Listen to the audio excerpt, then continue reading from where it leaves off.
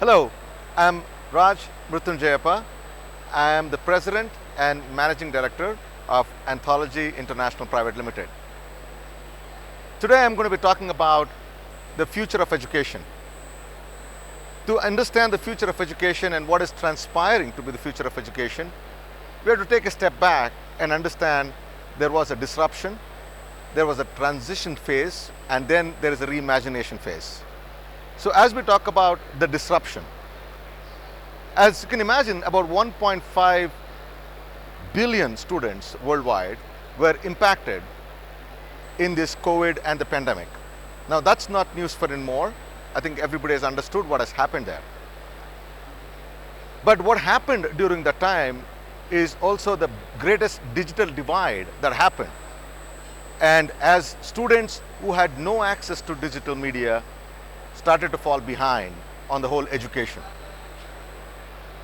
This actually will be future as we think ahead how the education will evolve. There will always be that impact of 2 to 3 years in between how the education evolved. Now, along with that, we also had impact for teachers. Now, they didn't have the digital access either. So when you add up all of these things, there was a transition phase that came in. How did people react to this? What did we do about it? Now, as part of the transition phase, there was an acceleration of technology. People understood that we have to actually go into the technology and text, whether it is the online media, the teaching online. These are some of the mediums that actually came together. We call those as emergency teaching methodologies, right? It actually called emergency remote teaching is what actually came into play. Now, the emergency remote teaching could be thought about as a technology. It could also be some of those smaller villages and smaller places where people are actually going out, reaching out to places and actually doing this. There were a lot of innovative way of teaching and learning that happened. Now this is the background. So now as we think ahead, we have to start reimagining what the education is going to be. And I think as we think about reimagination, I'm going to give you the broader constructs of this reimagination. The first construct is about sustainable education. The second construct is around the whole, I would say, government-led initiatives or regulatory-led initiatives. The third one is around technology-led. And the fourth aspect is around the smart education. So these are the four constructs. And as we kind of talk about the four constructs, let's start with sustainable education. Now, we have been talking about sustainable education for over a couple of decades now. And what is sustainable education? Well, it is about not just thinking on the learning and teaching aspect, but also start thinking about the holistic impact of what education is causing. Like, for example, carbon footprint.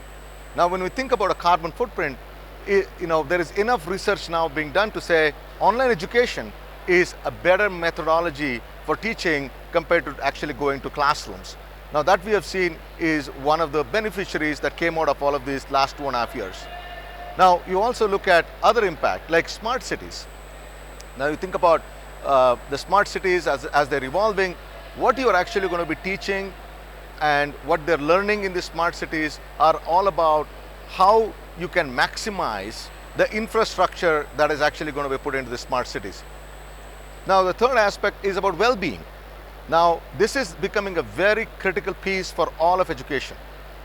Student well-being, learners' well-being is now central to most of this sustainable education future, because that is, as we start to go from transition into skill-based, the well-being of the learners is a core component of sustainable education.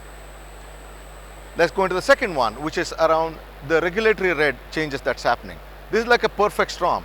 Now, every developing country or developed countries, they were all talking about how do you actually regularize online learning, regularize a lot of those challenges and changes that's happening on the technology side.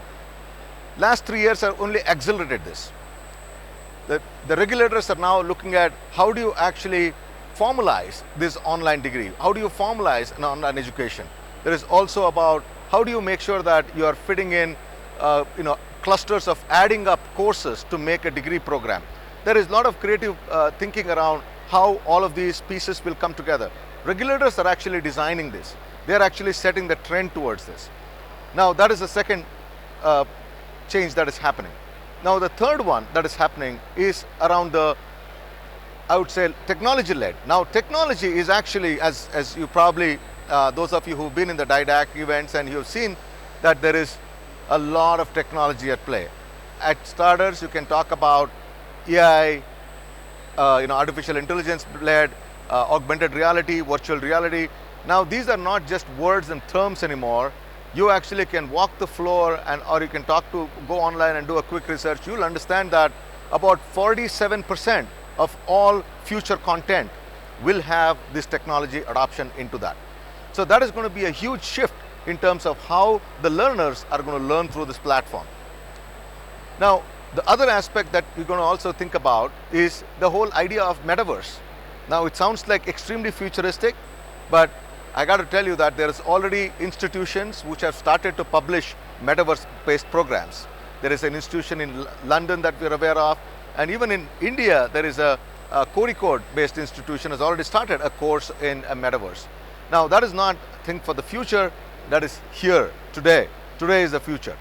Now, as you look at, in terms of what else is happening, there is also data, right? How can data-led, which is under the technology, how does data actually help your problem? Now, data is a very central piece of decision making. We have always thought about data as more regulatory related, compliance related, I have to submit the data. But now there is so much of data available from your entire student journey, from the time you started as a student and all the way where you're going with this. We can actually take that data and drive intelligence with this.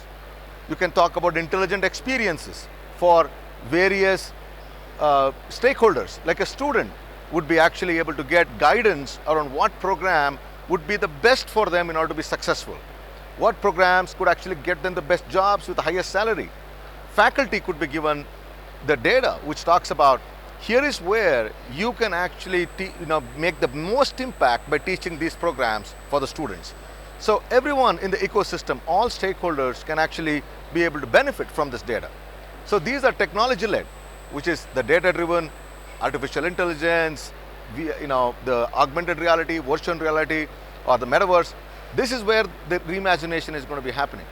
So as you look into the future and as you look ahead and think, who are going to be the learners then? Who are going to be the students? Well, the biggest change in the education is going to be, it's no more students, because learning is going to be lifelong. We all are going to, because of the changes that is happening around us, we are going to continue to learn. So the concept of learners is no more about young students, K-12, higher education. It is now a lifelong learning. And as we think about a lifelong learning and as we think about where the education is going, and all of us, because we are going to be learning called just-in-time learning, on-the-job learning, these are becoming the things of the future. So as we look ahead, as we reimagine education, I've kind of laid out a broad framework on where this is going to go. I would love to hear from you. I would like to know from you if you think I have other ideas that are evolving. Please reach out to me, Raj, at anthology.com. Thank you.